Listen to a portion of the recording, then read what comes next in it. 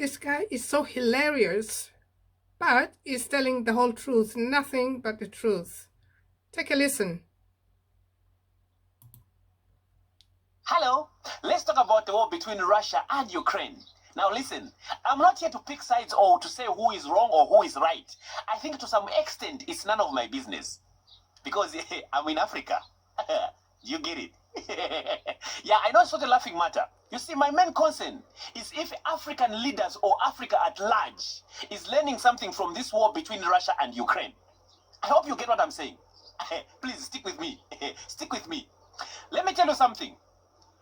I hope our African leaders are learning that their views on Russia-Ukraine war do not matter. You know it deep down your heart. You may even refuse. You may say, no, actually, we matter. No, you don't matter. You don't matter. No, you don't matter. Actually, you have no say in that war between Ukraine and Russia. You have no say. I'm telling you, I'm in for who? Your job right now is to just make sure that you get your people, whoever is that side, you get them out of that place. That is your job right now. And you're finding it very difficult to get your people out of that place because you don't have that much power and you don't have that much resources. And yet, Africa as a continent is powerful. But where is your power now? I mean, for who? Eh? Trust me, believe me, not every African person who is in Ukraine or in Russia would love to even come back to Africa and settle back here because of that war. It's the truth, I'm telling you. Ask them if they want to come back home. They don't want to come back home. I mean, for who?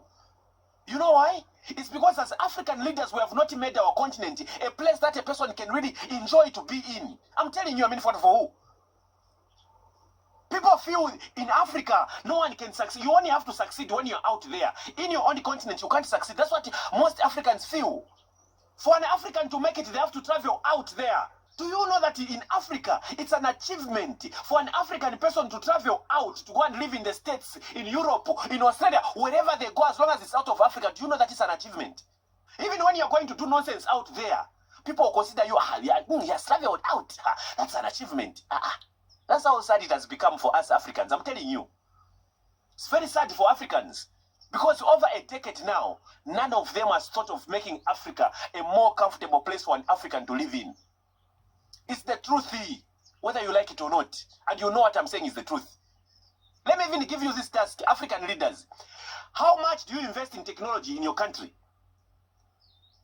If I was to ask you, African leaders, how much do you invest in technology in your own countries? How much do you invest in technology? I've never heard in my country where people are talking about, no, we have dedicated this much to science and technology. We have dedicated this much to discovering new things. We have dedicated this much to creating new things. Nothing. You will never hear of it. I'm telling you. I mean, for who? Which country? African country. Discovering something. Dedicating their resources to discover something. Huh? Which African will do that?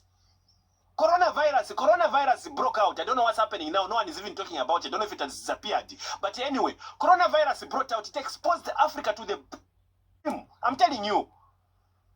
Africa was exposed. We are just seated there. We are not ready to discover anything. We are not ready to invent anything. We are not ready to come up with anything. Our job is just to eat and die. Eat and die. We are not ready to do anything. There are so many brilliant minds in Africa, but no government is ready to invest in them. You know why?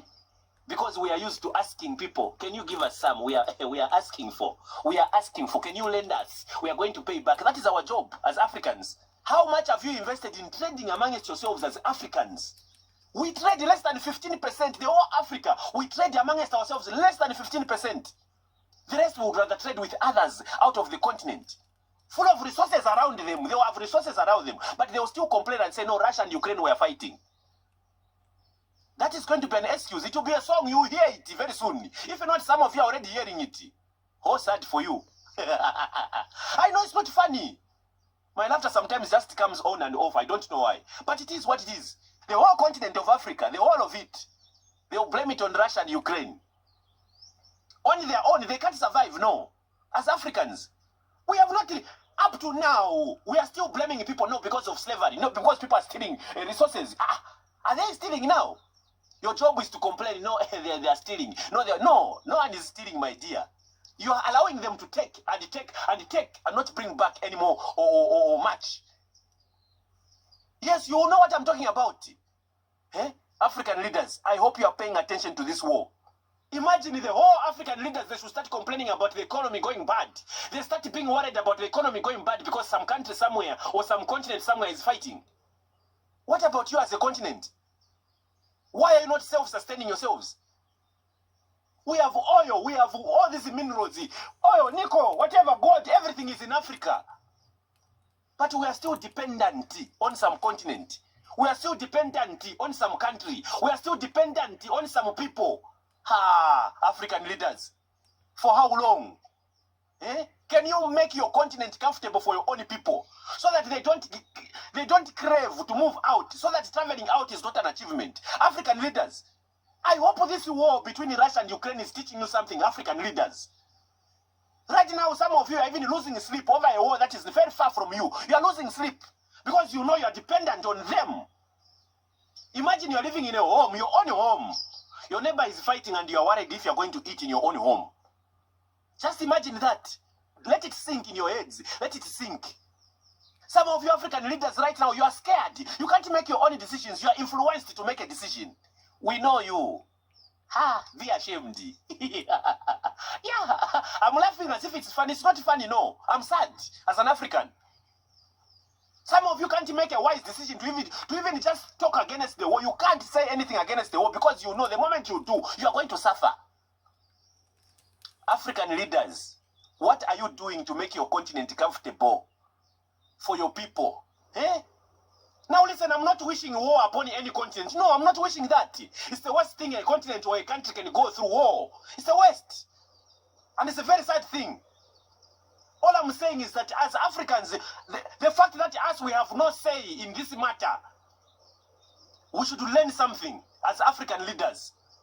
I'm telling you, wake up and start thinking of making that one Africa, that one strong Africa. Because the day that this world is in shambles, African leaders,